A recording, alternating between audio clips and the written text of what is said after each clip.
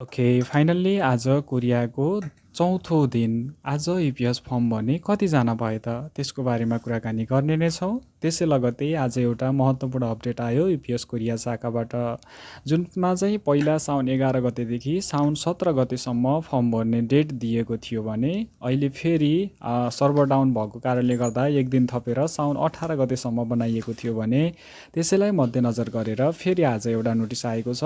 साउन 11 गतेदेखि साउन 20 गतेसम्म फर्म भर्न सकिनेछ भनेर 2 दिनको म्याद थपेर आएको छ।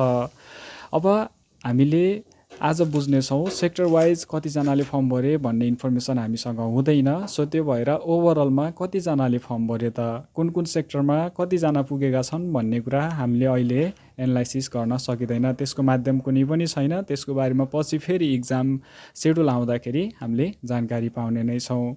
अहिले हामीले बुझ्नेछौँ कि इपिएस कोरियन फर्म भर्ने टोटल है त सबै सेक्टरबाट ओभरअलमा कतिजना भए त।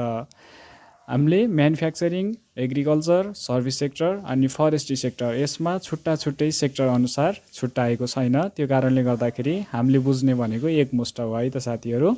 र मैले अहिले भिडियो बनाइरहँदासम्म मैले टोटल फर्म कतिजनाले भरे भन्दाखेरि 39,339 जनाले अहिलेसम्म फर्म भरिसकेका छन्। जबसम्म मैले यो भिडियो बनाउँदैछु तबसम्म 39,339 जनाभन्दा बढी साथीहरू है त उहाँहरूले चाहिँ फर्म भरिसक्नु भएको छ।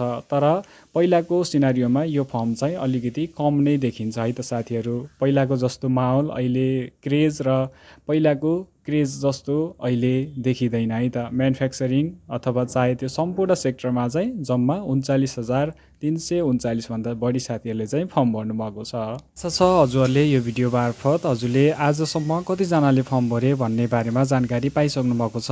यस्तै भिडियोको लागि हाम्रो च्यानललाई सब्सक्राइब गर्नुहोला र भिडियो हेल्पफुल भयो भने भिडियोलाई लाइक गर्नुहोला अनि नबुझेको कुरा कृपया कमेन्टमा चाहिँ भन्न सक्नुहुनेछ।